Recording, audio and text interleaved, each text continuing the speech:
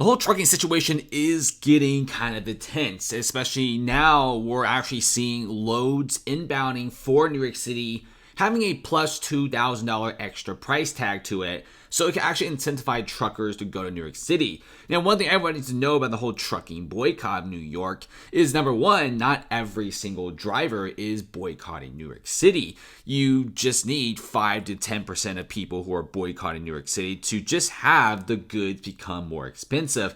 New York could probably have the same amount of cargo and loads coming in, but when that cargo and load is 10-15% more expensive, the boycott kind of works, right? And New York is already a super expensive city to live in. Not to mention the whole fraud case with Donald Trump, $355 million he's forced to pay.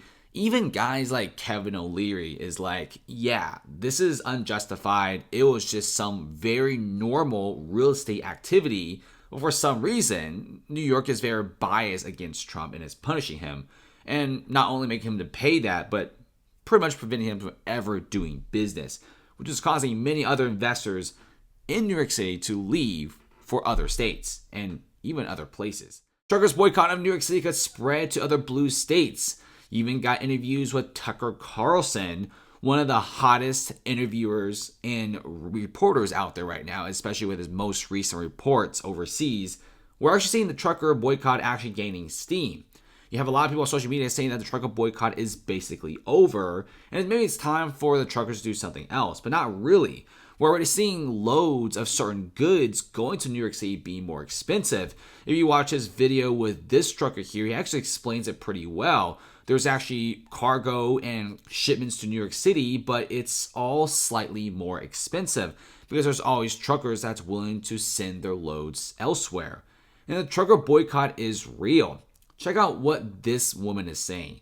Usually this route through Staten Island to Brooklyn, all the way to Manhattan, this whole entire route that takes pretty much 30 to 40 minutes because the traffic is very, very bad, is recently very empty. Some people say it's about the same amount of trucks, but if you really look closely, there probably is a slight decline in the number of big vehicles. And because of this, loads and inbounding shipments are more expensive to incentivize drivers to ship to New York City. And remember, New York City isn't even that popular of a place to go to anyway, because many truckers say that it's very crowded, there's NYPD everywhere, and if you go to New York City, you're basically sacrificing a whole entire day trying to park your massive Class 8 semi-truck.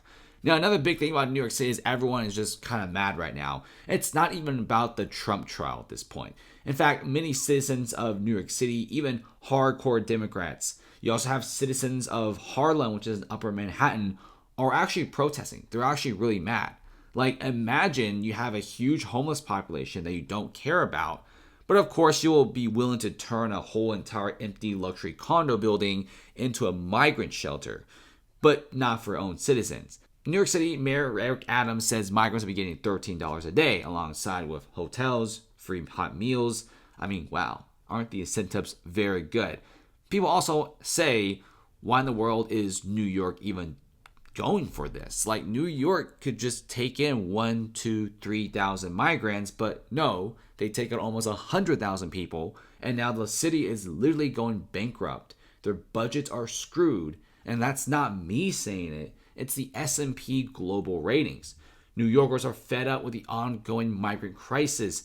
This New York City man says he's never voted in his life this year, but he's definitely voting for Trump. Because this whole entire Democrat situation with the whole migrant situation, it's kind of getting out of hand. I think even hardcore New Yorkers are very, very sick of it.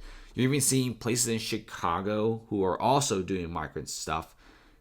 Usually neighborhoods with 97% Democrat rates are dropping down to 70, 60, some even below 50% because of the whole migrant crisis.